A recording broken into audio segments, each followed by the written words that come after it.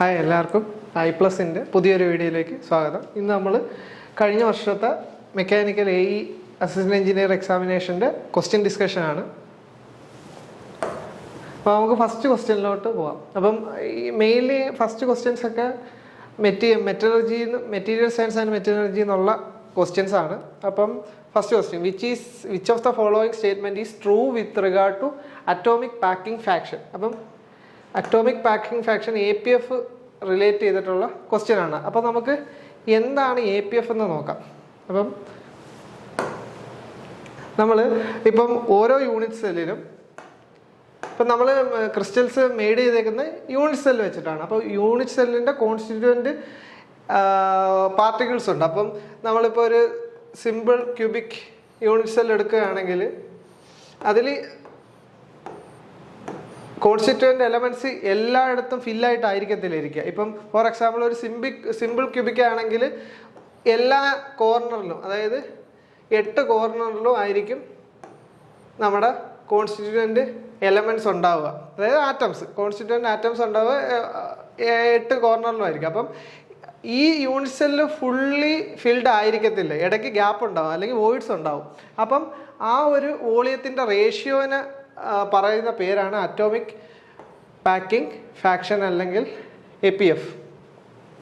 അപ്പോൾ ഇത് എങ്ങനെ കണ്ടുപിടിക്കുന്ന, ഓരോ യൂണിറ്റ് സെല്ലിലും ഒരു എഫക്റ്റീവ് നമ്പർ ഓഫ് ആറ്റംസ് ഉണ്ടാവും. അപ്പം ഒരു സിമ്പിൾ ക്യൂബിക്കിലാണെങ്കിൽ ഒരു പാർട്ടിക്കിൾ മാത്രമേ ഉണ്ടാവത്തുള്ളൂ, ഒരു ആറ്റം മാത്രമേ ഉണ്ടാവത്തുള്ളൂ. അപ്പം അതേ എത്ര നമ്പർ ഓഫ് ആറ്റംസ് ഉണ്ട്, പിന്നെ ഒരു പർട്ടിക്കുലർ ആറ്റമിൻ്റെ വോളിയം ഡിവൈഡ് ബൈ യൂണിറ്റ് സെല്ലിൻ്റെ വോളിയം. നമുക്ക് ഇപ്പം യൂണിറ്റ്സ് ഈ ഒരു സിമ്പിൾ ക്യൂബിക്കാണ് എക്സാമ്പിൾ പറയുകയാണെങ്കിൽ, ഇപ്പം ഇതിൻ്റെ ഈ ഒരു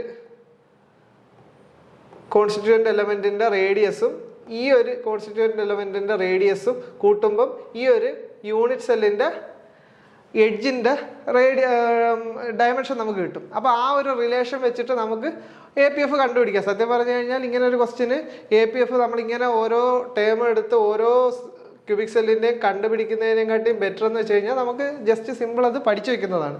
ഇപ്പം സിമ്പിൾ ക്യൂബിക് ആണെങ്കിൽ 0.52 ആയിരിക്കും, അല്ലെങ്കിൽ 52%. ബോഡി സെൻറ്റേർഡ് ആകുമ്പോഴത്തേക്കും ഇവിടെ ബോഡിയുടെ സെൻട്രൽ ഒരു ആറ്റം വരും. അപ്പം അതിൻ്റെ APF 0.68 ആണ്. ഇനി HCPയുടെയും FCCയുടെയും 0.74 ആണ്. അപ്പോൾ ഇത് 4 വാല്യൂസ് നമ്മൾ പഠിച്ച് വെച്ചേക്കണം. കാര്യം ഇത് കാൽക്കുലേറ്റ് ചെയ്തെടുക്കാൻ ടൈം കൺസ്യൂമിംഗ് ആണ്, എളുപ്പമാണ്. ആ ഒരു കൺസെപ്റ്റ് അറിയാൻ വേണ്ടി ഞാൻ പറഞ്ഞു എന്നേ ഉള്ളൂ. അപ്പം ഇവിടെ എന്തൊക്കെയാണ് പറഞ്ഞേക്കുന്നത്, APF of FCC is equal to APF of HCP. അപ്പം ഇവിടെ നമ്മൾ നോക്കിയാൽ FCCയുടെ എത്ര 0.74, HCPയുടെ 0.74. അപ്പോൾ ആ ഒരു സ്റ്റേറ്റ്മെൻറ്റ് കറക്റ്റാണ്.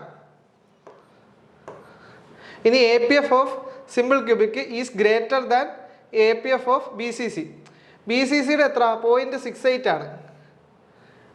സിമ്പിൾ ക്യൂബിക്കിൻ്റെ 0.52. അപ്പോൾ ഇവിടെ ഈ ഒരു സ്റ്റേറ്റ്മെൻറ്റ് തെറ്റാണ്. ഇനി APF of BCC is greater than APF of HCC. BCC നമ്മൾ 0.68 എന്ന് പറഞ്ഞു, HCP 0.74 ആണ്. അപ്പോൾ ഈ ഒരു സ്റ്റേറ്റ്മെൻറ്റും തെറ്റാണ്. ഇനി അടുത്ത സ്റ്റേറ്റ്മെൻറ്റോ APF of BCC is equal to APF of FCC. ആ ഒരു സ്റ്റേറ്റ്മെൻറ്റും തെറ്റാണ്. അപ്പോൾ നമ്മുടെ ശരിയായിട്ടുള്ള ആൻസർ എന്ന് വെച്ച് കഴിഞ്ഞാൽ A ആണ്. A. കാര്യം ഈ ഒരു വാല്യൂസ് നമ്മൾ പഠിച്ചു വെച്ചിരുന്നാൽ മതി, അല്ലാതെ ആ ഒരു ചെയ്യുന്നത് ടൈം കൺസ്യൂമിങ് ആയിരിക്കും. ഇനി സെക്കൻഡ് ക്വസ്റ്റ്യനിലോട്ട് പോയാൽ, which of the following purse is matched correctly. അപ്പം മാച്ചിങ് പേഴ്സ് കറക്റ്റ് ആയിട്ടുള്ള പേഴ്സ് കണ്ടുപിടിക്കാനാണ്. അപ്പോൾ ഇവിടെ ഉള്ള ടേം എന്ന് വെച്ചാൽ ഇത് ഏത് റിലേറ്റഡ് ചെയ്തതെന്ന് വെച്ച് കഴിഞ്ഞാൽ ഡിഫക്റ്റുകൾ, ക്രിസ്റ്റലോഗ്രാഫിക് ഡിഫക്റ്റുകൾ റിലേറ്റഡ് ആയിട്ടുള്ള ഒരു ക്വസ്റ്റ്യൻ ആണ്. അപ്പം നമ്മൾ ഡിഫക്റ്റ് എന്ന് പറയുമ്പോഴത്തേക്കും ഒരു ക്രിസ്റ്റലോഗ്രാഫിക് ഡിഫക്റ്റ് എന്ന് പറയുമ്പോൾ 4 ടൈപ്പാണ് മെയിൻലി ഉള്ളത്. പോയിന്റ് ഡിഫക്റ്റ് ഉണ്ട്, ലൈൻ ഡിഫക്റ്റ് ഉണ്ട്, പോയിന്റ് ഡിഫക്റ്റ് അല്ലെങ്കിൽ 0 ഡയമെൻഷണൽ ഡിഫക്റ്റ്. അതെന്ന് വെച്ച് കഴിഞ്ഞാൽ നമ്മുടെ ഒരു ക്രിസ്റ്റലിനകത്ത് ഒരു ഇൻഡിവിജ്വൽ ആറ്റമോ മറ്റോ മിസ്സിങ്ങോ അല്ലെങ്കിൽ എക്സ്ട്രാ ഒരു ഇൻഡസ്ട്രീഷ്യൽ സ്പേസിലോ ഒക്കെ ഉള്ള ഒരു ആറ്റോമിക് ലെവലിൽ ഉള്ള ഒരു ഡിഫക്റ്റിനെയാണ് നമ്മൾ പോയിന്റ് ഡിഫക്റ്റ് എന്ന് പറയുന്നത്. ഒരു ആറ്റം, ആ ഒരു ആറ്റത്തിൻ്റെ മാത്രമുള്ള ഒരു ചേഞ്ച്, ആ ഒരു ഇതിനെയാണ് നമ്മൾ പോയിന്റ് ഡിഫക്റ്റ് എന്ന് പറയുന്നത്. അത് 0 ഡയമെൻഷണൽ ഡിഫക്റ്റ് എന്നും പറയും. ഇനി അത് കഴിഞ്ഞ് നെക്സ്റ്റ് ഡിഫക്റ്റ് എന്ന് പറഞ്ഞാൽ ലൈൻ ഡിഫക്റ്റാണ്. ഈ ലൈൻ ഡിഫക്റ്റ് അല്ലെങ്കിൽ 1 ഡയമെൻഷണൽ ഡിഫക്റ്റ് അതെന്ന് വെച്ച് കഴിഞ്ഞാൽ ഒരു ലൈൻ അലോങ് ഉള്ള ആറ്റംസിന്റെ എല്ലാ ഡിസ്ലൊക്കേഷൻ മൂലം ഉണ്ടാകുന്നതാണ് ലൈൻ ഡിഫക്റ്റ്. ഇവിടെ എന്ന് വെച്ചാൽ ഒരു ഇൻഡിവിജ്വൽ ആറ്റം ആയിരുന്നു പോയിന്റ് ഡിഫക്റ്റിൽ, നേരെ മറിച്ച് ലൈൻ ഡിഫക്റ്റിൽ dislocation of atoms along a line ആണ്.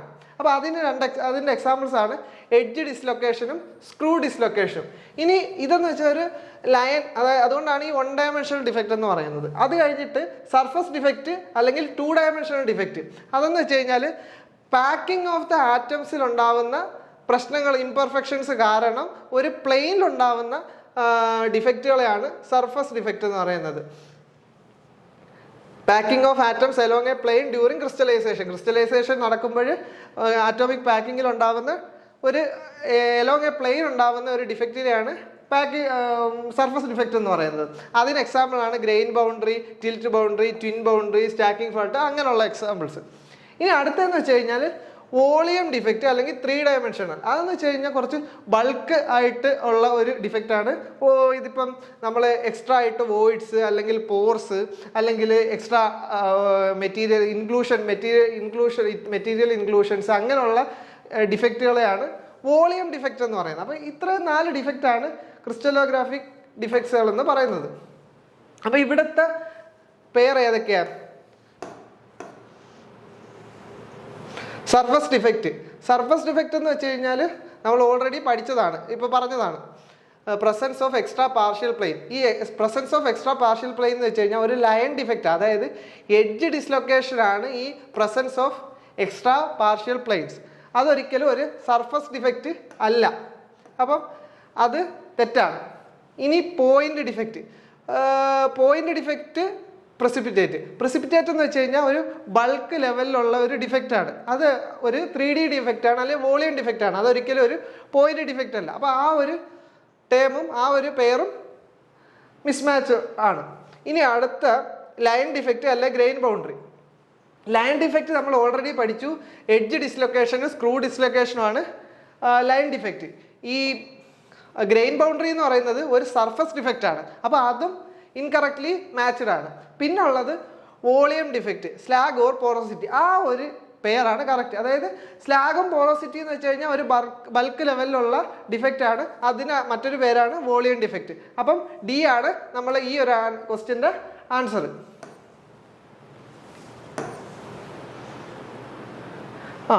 Which of the following is true for Burgers vector in edge dislocation. അപ്പം എന്താണ് എഡ്ജ് ഡിസ്ലൊക്കേഷൻ? നമ്മൾ നേരത്തെ ക്വസ്റ്റ്യനിൽ പറഞ്ഞ ഇത് കണക്ക് തന്നെ ഒരു പ്രസൻസ് ഓഫ് ഹാഫ് പ്ലെയിൻ. അതായത് ഞാൻ ഈ ഒരു ക്രിസ്റ്റലിനെ 2ആയിട്ട് ഡിവൈഡ് ചെയ്താൽ ഇതിൻ്റെ മുകളിൽ ഈ ഒരു ഹാഫ് പ്ലെയിൻ എക്സ്ട്രാ വന്നിട്ടുണ്ട്, ഇതിൻ്റെ താഴെ എക്സ്ട്രാ പ്ലെയിൻ ഇല്ല. അപ്പം ഈ ഒരു ടൈപ്പ് ഓഫ് ഡിസ്ലൊക്കേഷൻ ആണ് എഡ്ജ് ഡിസ്ലൊക്കേഷൻ എന്ന് പറയാം. അപ്പം ഈ എഡ്ജ് ഡിസ്ലൊക്കേഷൻ ലൈൻ എന്ന് വെച്ച് കഴിഞ്ഞാൽ ഈ ഒരു ലൈൻ, അതായത് ഇൻ ടു ദ പ്ലെയിൻ, ഇതാണ് ഈ ഒരു പ്ലെയിനിലുള്ള ആ ഒരു പോയിന്റ് ആണ് നമുക്ക് കാണാൻ പറ്റുക. അതാണ് ഡിസ്ലൊക്കേഷൻ ലൈൻ. ഇനി ഇതിൻ്റെ ബർഗസ് വെക്റ്റർ എങ്ങനെയാണ് കണ്ടുപിടിക്കുന്നതെന്ന് വെച്ച് കഴിഞ്ഞാൽ ഈ ഒരു ഡിസ്ലൊക്കേഷന് ചുറ്റും ഈക്വൽ എമൗണ്ട് ഫോർവേഡും ബാക്ക്വേഡും, അതായത് ഹൊറിസോണ്ടലും വെർട്ടിക്കലും ഞാൻ മൂവ് ചെയ്യാണ്. ഫോർ എക്സാമ്പിൾ ഞാനൊരു ഇവിടെ നിന്ന് 4 ആറ്റം മൂവ് ചെയ്തു. 1 2 3 4. ഇവിടെ നിന്നൊരു എത്ര നമുക്കിത് കവർ ചെയ്യാൻ, ഇവിടെ നിന്നൊരു 5 ആറ്റം മൂവ് ചെയ്തു. അതായത് ഞാൻ 4 ഹൊറിസോണ്ടലിയും മൂവ് ചെയ്തു, 5 വെർട്ടിക്കലി മൂവ് ചെയ്തു. അപ്പോൾ 1 2 3 4 5. ഇനി വീണ്ടും ഞാൻ 4 മൂവ് ചെയ്യാണ് ഈ ഒരു ഡയറക്ഷൻ. 1 2 3 4 മൂവ് ചെയ്തേ.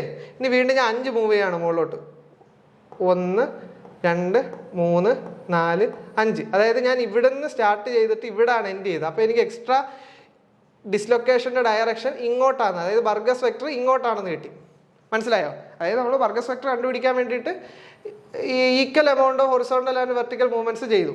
അപ്പോൾ എനിക്ക് ഇവിടുന്ന് സ്റ്റാർട്ട് ചെയ്തിട്ട് ഞാൻ ഇവിടെ എത്തി, എനിക്ക് ഈ ഒരു ക്ലോസ്ഡ് സർക്യൂട്ട് കിട്ടിയില്ല. അത് ഈ ഒരു എഡ്ജ് ഡിസ്ലൊക്കേഷൻ കാരണമാണ്. അപ്പോൾ എൻ്റെ ബർഗസ് വെക്ടർ ഈ ഒരു ഡയറക്ഷനിലാണ്, പിന്നെ എൻ്റെ ഡിസ്ലൊക്കേഷൻ ലൈൻ ഈ ഒരു പ്ലെയിനിൽ ഈ ഒരു പോയിന്റിലാണ്. അപ്പോൾ ഇത് രണ്ടും പെർപെൻഡിക്കുലർ ആണ്. മനസ്സിലായല്ലോ? അപ്പം which of the following is true? അപ്പം Burgers vectors in edge dislocation, അപ്പം പെർപെൻഡിക്കുലർ ടു ഡിസ്ലൊക്കേഷൻ ലൈൻ, അതാണ് നമ്മളിപ്പം പറഞ്ഞത്. അപ്പം കറക്റ്റ് ആൻസർ എന്ന് വെച്ച് കഴിഞ്ഞാൽ പെർപെൻഡിക്കുലർ ടു ഡിസ്ലൊക്കേഷൻ ലൈൻ ആണ്. Perpendicular to dislocation line. ഇനി അടുത്തതെന്ന് വെച്ച് കഴിഞ്ഞാൽ ഇത് നമ്മുടെ ഡിഫ്യൂഷനിൽ നിന്ന് ഉള്ള ഒരു ക്വസ്റ്റ്യൻ ആണ്.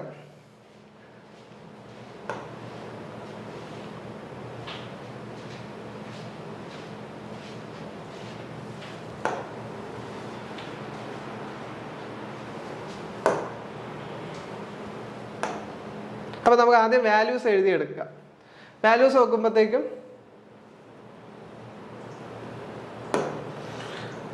A typical metallic sheet of 10 mm thickness, അല്ലെങ്കിൽ നമുക്ക് ഇവിടെ തന്നെ ചെയ്യാം. മെറ്റാലിക് ഷീറ്റ് ഓഫ് തിക്നെസ്സിന് ഞാൻ ഡെൽറ്റ ടി കൊണ്ട് ഡിനോട്ട് ചെയ്യാം. 10 mm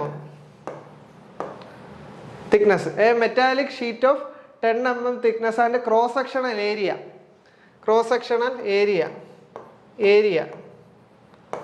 എത്ര?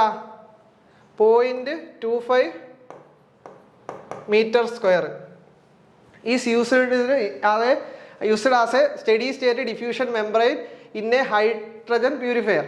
Find the mass of hydrogen purified in kilogram per second. അതായത് നമുക്ക് മാസിൻ്റെ റേറ്റ് ആണ് കണ്ടുപിടിക്കേണ്ടത്. കിലോഗ്രാം പെർ സെക്കൻഡ് ആണ്. ആ യൂണിറ്റ് കൂടെ ശ്രദ്ധിച്ചേക്കണം. If the difference in hydrogen concentration across the sheet is 1 kilogram per meter cube, അതായത് ഹൈഡ്രജൻ കോൺസെൻട്രേഷൻ ഡിഫറൻസ്, അപ്പം ഡെൽറ്റ സി എന്ന് എഴുതാം, equal to 1 kilogram per meter cube. And diffusion coefficient is equal to 1 × 10⁻⁻8 meter square per second. അപ്പം ഒരുവിധം thickness ഒഴിച്ച് ബാക്കിയെല്ലാം നമ്മൾ SI യൂണിറ്റിലോട്ട് മാറ്റിയിട്ടുണ്ട്. തിക്നെസ് 10 mm എന്ന് പറയുമ്പോഴത്തേക്കും 10 × 10⁻³ മീറ്റർ. അപ്പോൾ എല്ലാം SI യൂണിറ്റിലോട്ടാണ്. അപ്പം മാസ് റേറ്റിൻ്റെ ഫോർമുല എന്താ? M is equal to diffusion coefficient minus, ഈ മൈനസ് എന്ന് വെച്ച് കഴിഞ്ഞാൽ നെഗറ്റീവ് കോൺസെൻട്രേഷനിലോട്ടാണ് ഫ്ലോ എന്നറിയാൻ വേണ്ടിയിട്ടാണ്. അപ്പോൾ നമുക്ക് ഇവിടെ അതിൻ്റെ ആവശ്യമില്ല. അപ്പം D × area × concentration, changing concentration by thickness. അപ്പോൾ ഇതാണ് നമ്മുടെ ഇക്വേഷൻ. അപ്പോൾ സബ്സ്റ്റിറ്റ്യൂട്ട് ചെയ്യുമ്പോഴത്തേക്കും D എത്ര? 10⁻⁻8. ഏരിയ എത്ര? 0.25 into concentration change 1 divide by thickness എത്ര?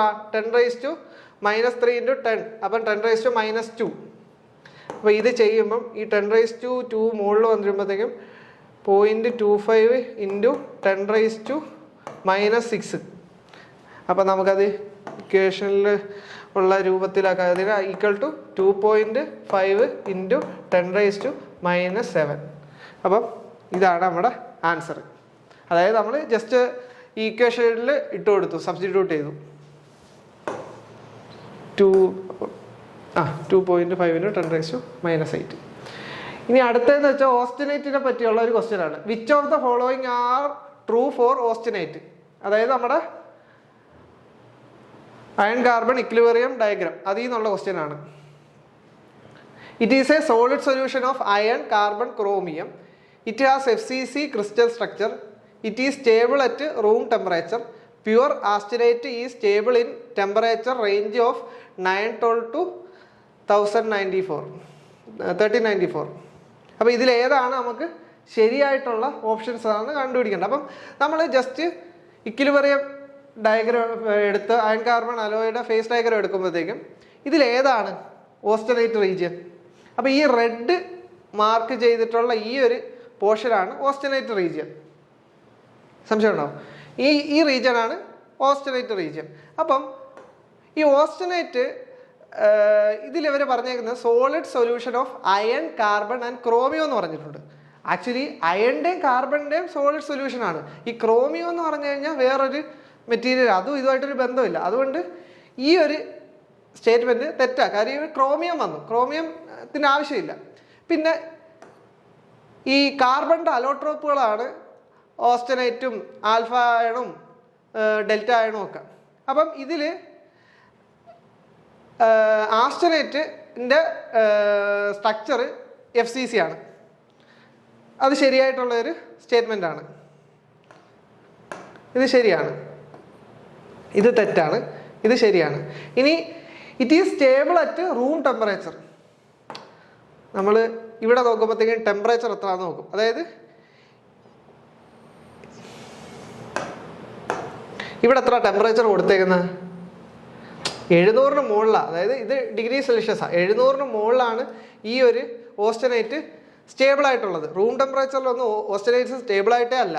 അപ്പം റൂം ടെമ്പറേച്ചർ സ്റ്റേബിൾ ആണെന്നുള്ള ഒരു സ്റ്റേറ്റ്മെൻറ്റ് തെറ്റാണ്. അപ്പം 3യും തെറ്റാണ്. അപ്പം നമുക്ക് ഓൾറെഡി ശരിയായത് 2 മാത്രമേ ഉള്ളൂ. പിന്നെ പ്യുവർ ഓസ്റ്റനേറ്റ്സ് ഈ stable in the temperature range from 912 to 1094. അത് കറക്റ്റാണ്. കാര്യം എന്ന് വെച്ച് കഴിഞ്ഞാൽ ഈ ഒരു ടെമ്പറേച്ചർ റേഞ്ചിലാണ് ഓസ്റ്റനേറ്റ് സ്റ്റേബിൾ ആയിട്ടുള്ളത്. അപ്പം നമ്മുടെ കറക്റ്റ് ഓപ്ഷൻസ്, കറക്റ്റ് സ്റ്റേറ്റ്മെൻറ്റ്സ് 2ഉം 4ഉമാണ്. അപ്പോൾ 2ഉം 4ഉം. അപ്പം ഡി ആണ് 2ഉം 4ഉം. 2ഉം 4ഉം മനസ്സിലായല്ലോ. ഇനി അടുത്ത ഹ്യൂംറോ 3 റൂൾസ് റിലേറ്റ് ചെയ്തിട്ടുള്ള ക്വസ്റ്റ്യൻ ആണ്. അതെന്ന് വെച്ച് കഴിഞ്ഞാൽ സോളിഡ് സൊല്യൂഷൻസ് ഉണ്ടാവുന്നതിന് ായിട്ട് ബന്ധപ്പെട്ടിട്ടുള്ള ഒരു ലോ ആണ് ഹ്യൂംറോ 3 റൂൾസ്. അപ്പോൾ അതുമായിട്ട് ബന്ധപ്പെട്ട് ഏതൊക്കെ സ്റ്റേറ്റ്മെൻ്റ് ആണ് കറക്റ്റ് എന്നാണ് ചോദിച്ചേക്കുന്നത്. അപ്പം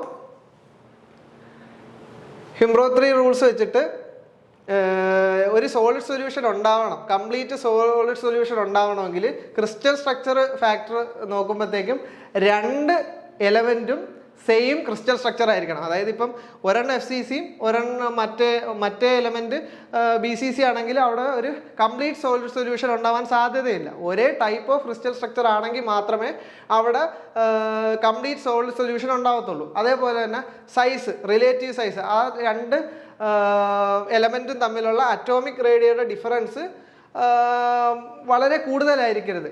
15% കുറവായിരിക്കണം. ഈ 15% കൂടുതലാണ് അത് തമ്മിലുള്ള ഡിഫറൻസ് എങ്കിൽ അവിടുത്തെ സോളിഡ് സൊല്യൂഷൻ്റെ സോളിബിലിറ്റി കുറവായിരിക്കും. പിന്നെ കെമിക്കൽ അഫിനിറ്റി, അങ്ങനെ റിലേറ്റീവ് വാലൻസ് ഫാക്ടർ, അങ്ങനെ ഈ 4 ടേംസിനെ റിലേറ്റ് ചെയ്ത് ഉള്ള ഇതാണ് ഹ്യൂംറോ 3 റൂൾസ്. അപ്പം അതിൽ നിന്ന് ഈ ഒരു ക്വസ്റ്റ്യൻ വെച്ച് നോക്കുമ്പോഴത്തേക്കും crystal structure of both of the element must be different എന്ന് പറഞ്ഞിരിക്കുന്നത്. അത് തെറ്റാണ്. പിന്നെ size difference between solvent and solute atom must be less than 15. അത് ശരിയാണ്. അപ്പോൾ ഇവിടെ ശരിയായിട്ടുള്ള ഏതാണെന്നാണ് ചോദിച്ചിരിക്കുന്നത്. അപ്പോൾ ഇതാണ് ശരി. അതേപോലെ ഇതും തെറ്റാണ്. ലാർജ് ഡിഫറൻസ് ഇൻ ഇലക്ട്രോമാഗ്നറ്റിവിറ്റി ഉണ്ടാവാൻ പാടില്ല. അപ്പം ഈ എ ആണ് കറക്റ്റ് ആൻസർ ഹ്യൂംറോ 3 റൂൾസ് വെച്ചിട്ട്. അപ്പോൾ എ ആണ് കറക്റ്റ് ആൻസർ. പിന്നെ ഉള്ളതെന്ന് വെച്ച് കഴിഞ്ഞാൽ അതും നമ്മുടെ അയൺ കാർബൺ ഇക്വിലിബ്രിയം ഡയഗ്രത്തിൽ നിന്ന് ഫേസ് ഡയഗ്രത്തിൽ നിന്നുള്ള ക്വസ്റ്റ്യൻ ആണ്. Eutectic reaction which of the following is true? അപ്പം ലിക്വിഡ് പ്ലസ് ഡെൽറ്റവറേറ്റ് ഓസ്റ്റനേറ്റ്. അപ്പം ഇത് എന്താണ്? നമ്മൾ ബേസിക്കലി ആദ്യം യൂടെക്റ്റിക് റിയാക്ഷൻ നോക്കാം. യൂടെക്റ്റിക് റിയാക്ഷൻ എന്താണെന്ന് വെച്ച് കഴിഞ്ഞാൽ ഒരു ലിക്വിഡ് ഡിസിൻറ്റഗ്രേറ്റ് ചെയ്ത് 2 ഡിഫറൻറ്റ് സോളിഡ് ആവുന്ന ആ ഒരു റിയാക്ഷനെ, ഇൻവേരിയൻ്റ് റിയാക്ഷനെ പറയുന്ന പേരാണ് യൂടെക്റ്റിക് റിയാക്ഷൻ. അപ്പം ഇവിടെ ലിക്വിഡായിട്ടുള്ള ഒരു സാധനം ഡിസിൻറ്റഗ്രേറ്റ് ചെയ്ത് 2 സോളിഡ് ആവണം. ഇവിടെ ആകെ അങ്ങനെ ഒരു ഓപ്ഷനേ ഉള്ളൂ. ഈ ഓസ്റ്റനേറ്റും സിമെൻറ്റേറ്റും സോളിഡ് ആണ്, ലിക്വിഡ് ആണ് ഡിസിൻറ്റഗ്രേറ്റ് ചെയ്ത് ഓസ്റ്റനേറ്റും സിമെൻറ്റേറ്റും ആവുന്നത്. അത് നമുക്ക് നമ്മുടെ ഫേസ് ഡയഗ്രത്തിൽ നിന്നൂടെ കണ്ടുപിടിക്കാം. അതായത് ഈ ഒരു പോയിന്റ്, ഇതാണ് യൂടെക്റ്റിക്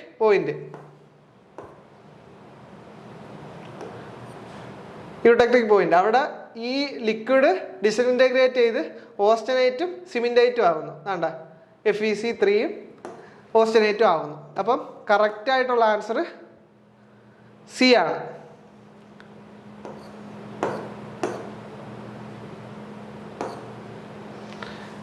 ഇതൊക്കെ ഇത് പിന്നെ ഒരു ഫാക്ച്വൽ ആയിട്ടുള്ള ക്വസ്റ്റ്യൻ ആണ്. The case hardening technique suitable for steel with very low carbon content.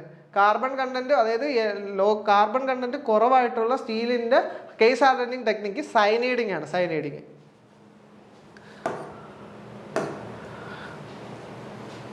ഇനി മാർട്ടൻസൈറ്റ്. മാർട്ടൻസൈറ്റ് എന്താ? അതായത് നമ്മൾ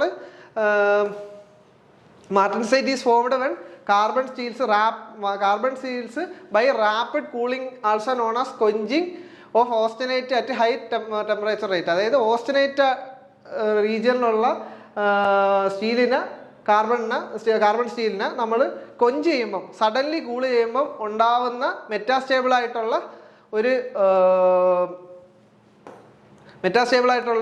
ഫേസാണ് മാർട്ടൻസൈറ്റ്.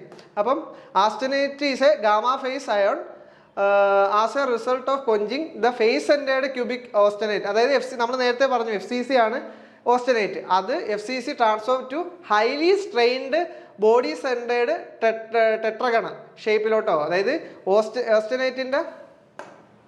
ഓസ്റ്റനേറ്റിൻ്റെ FCC ബോഡി സെൻറ്റേർഡ്